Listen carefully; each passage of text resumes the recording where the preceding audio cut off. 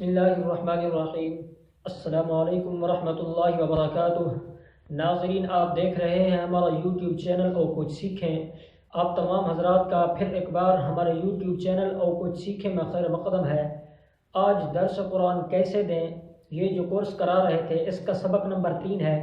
اس سبق کے اندر میں آپ کو بتاؤں گا کہ قرآن پاک درس دینے کے لیے آپ قرآن پاک کا ترجمہ کیسے کریں، ترجمہ کیسا ہونا چاہیے، اور ترجمہ کے اندر اگر آپ ان باتوں کا خیال رکھیں گے تو انشاءاللہ آپ قرآن پاک کا ترجمہ آسانی سے کر پائیں گے، اور ترجمہ آپ کا بہت خوبصورت ہوگا، اور جتنا ترجمہ خوبصورت ہو اس کی تفسیر بھی اتنا ہی خوبصورت ہوتی ہے۔ جب آپ ان چیزوں پر عمل کریں گے، ان چیزوں کو غور سے سنیں گے اور دیکھیں گے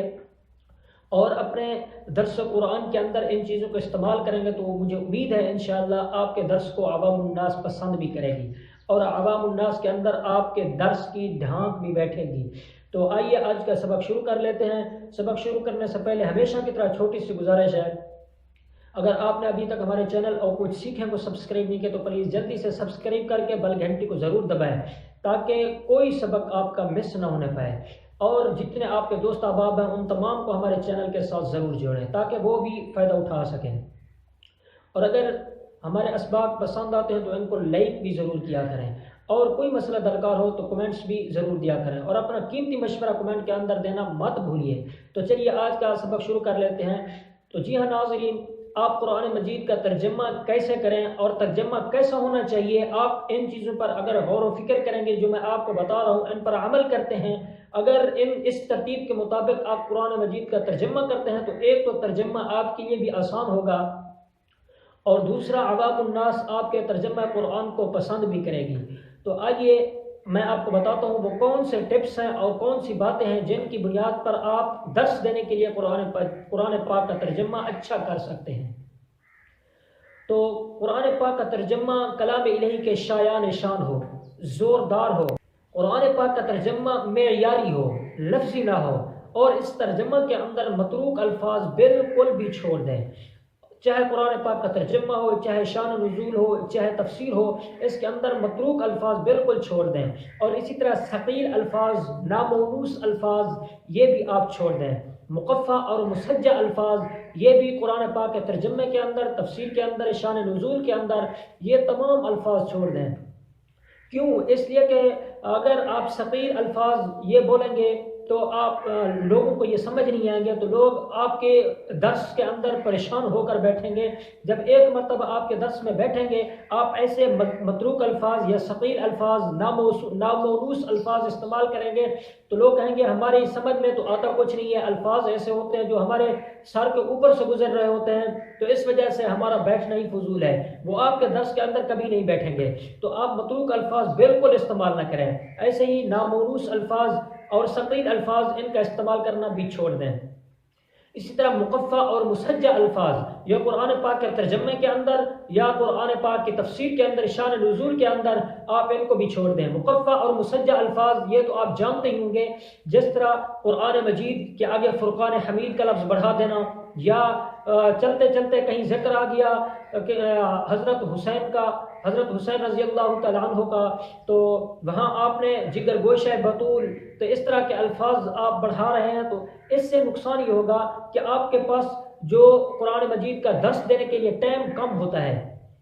تو اگر آپ مقفع اور مسجع الفاظ کے اندر لگے رہیں آپ اپنی اصل بات لوگوں تک نہیں پہنچا پائیں گے، عوام الناس تک اپنے دل کی بات جو اصل بات ہے وہ آپ نہیں پہنچا پائیں گے۔ اس وجہ سے مقفع اور مسجع الفاظ کا استعمال ٹھیک ہے، آپ تقریر کے اندر تو ان الفاظ کا استعمال کریں اور خوب کریں، وہاں جتنا مقفع اور مسجع الفاظ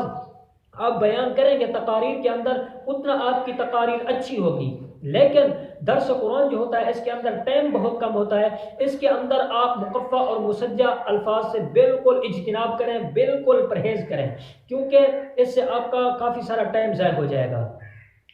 تو اور اسی طرح قرآن پاک کا ترجمہ یہ معیاری ہونا چاہیے، رواں ہونا چاہیے، لفظی نہ ہو۔ جیسے قرآن مجید کے اندر آتا ہے قال موسیٰ،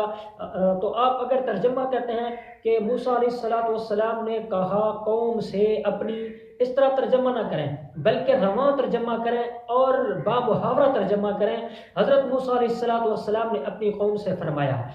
مدارس کے اندر جو اساتذہ کرام بچوں کو ترجمہ کراتے ہیں وہ یہی لفظی ترجمہ ہوتا ہے، ترکیب کا خیال رکھا جاتا ہے، تو وہاں عربی سیکھنے والے ابتدائی طالب علموں کے لیے یہ ترجمہ کرانا مفید ہوتا ہے، لیکن عوام الناس کے سامنے یہ ترجمہ بالکل بھی نہ کریں، کیونکہ وہ تو عربی سیکھنے آئے ہیں طلباء کرام، لیکن عوام الناس آپ سے عربی سیکھنے نہیں بلکہ اللہ رب العزت کے اس پیغام کو سننے آئی ہے جو اللہ رب العزت نے اپنی اس پیاری کتاب لا ریب کتاب کے اندر جو پیغام بیان فرمایا، یا عوام الناس آپ سے وہ سننے آئے ہیں، آپ کی ترکیب نہیں سننے آئے یا آپ کا لفظی ترجمہ سننے نہیں آئے بلکہ اصل بات سننے آئے ہیں، تو آپ بامحاورہ رواں ترجمہ کریں، اس سے بھی آپ کو فائدہ ہوگا انشاءاللہ العزیز۔ تو اگر آپ قرآن پاک کا ترجمہ سیکھنا چاہتے ہیں کہ قرآن پاک کا کیسا ترجمہ ہے، تو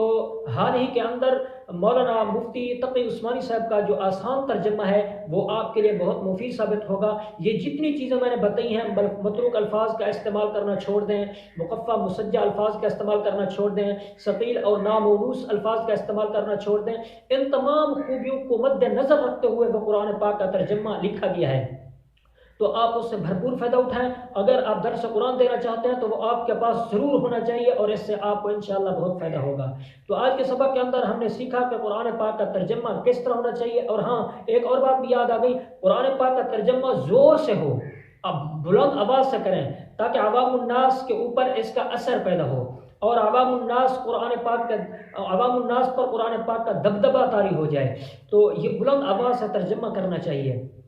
تو آج کے سبق کے اندر ہم نے سیکھ لیا کہ قرآن پاک کا ترجمہ کیسا ہونا چاہیے، تو اگلے سبق کے اندر انشاءاللہ میں آپ کو بتاؤں گا کہ قرآن پاک کا درس دینے کے لیے شان نزول آپ کیسے بیان کریں۔ تو امید ہے آج کا سبق آپ کو پسند آئے گا، اگر پسند آتا ہے تو پلیز اس کو لائک کریں اور شیئر کریں اور کومنٹس ضرور کیا کریں، اور ہمارے چینل کو سبسکرائب کر کے بیل گھنٹی کو ضرور دبائیں تاکہ کوئی سبق آپ کا مس نہ ہونا پائے۔ اپنے تمام دوست احباب کو ہمارے چینل اور کچھ سیکھیں کے ساتھ ضرور جوڑیں۔ ابھی کے لیے اتنا ہی، اور ملتے ہیں اگلے سبق کے اندر۔ اپنا بہت بہت خیال رکھیے گا۔ السلام علیکم ورحمۃ اللہ وبرکاتہ۔